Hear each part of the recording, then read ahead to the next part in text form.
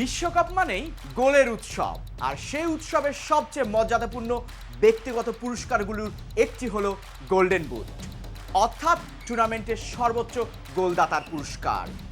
2026 বিশ্বকাপ শুরু হওয়ার আগে থেকেই চলছে আলোচনা, এবার কার পায়ে উঠবে গোল্ডেন বুট।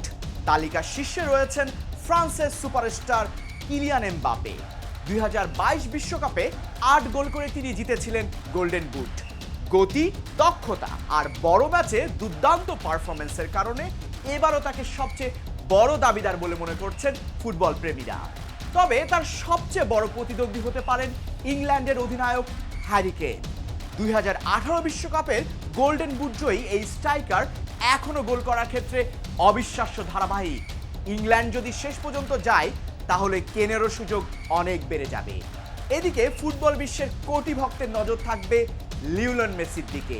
এটি হতে পারে তার শেষ বিশ্বকাপ trophy, Copa America, Ballon d'Or সবই জিতেছেন তিনি। তবে বিশ্বকাপ গোল্ডেন বুট এখনো তার ক্যারিয়ারের অপূর্ণ অর্জনগুলোর একটি। এদিকে বয়সকে ছাপিয়ে লড়াই করে যাচ্ছেন ক্রিশ্চিয়ানো রোনালদো। 41 বছর বয়সেও গোল করার ক্ষমতা হারাননি এই পর্তুগিজ মহাতারকা। শক্তিশালী পর্তুগাল দল তাকে আরও সুযোগ এনে দিতে পারে। তরুণ তারকাদের মধ্যে সবচেয়ে আলোচিত নাম লামিন ইয়ামাল। অল্প বয়সেই তিনি স্পেনের আক্রমণ ভাগের অন্যতম প্রধান অস্ত্র হয়ে উঠেছেন। বড় মঞ্চে চমক দেখানোর সামর্থ্য রয়েছে তার, আর গোলের মেশিন আর্লিং হালান্ডকে তো ভুলে যাওয়ার সুযোগই নেই। ক্লাব, জাতীয় দল দুই জায়গাতেই নিয়মিত গোল করে যাচ্ছেন তিনি। নরওয়ে যদি টুর্নামেন্টে ভালো,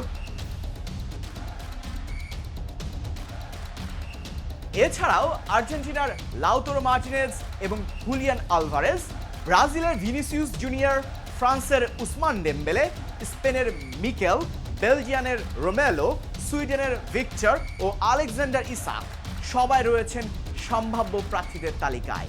তবে ইতিহাস বলছে গোল্ডেন বুট শুধুমাত্র নিজের ব্যক্তিগত দক্ষতা নয়, দলের সাফল্য বড় ভূমিকা রাখে।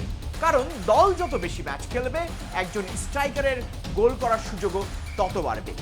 তাহলে আপনার মতে 2026 সালের বিশ্বকাপের গোল্ডেন বুট কার হাতে উঠবে? জানিয়ে দিন চ্যানেলের ফেসবুক কমেন্টে।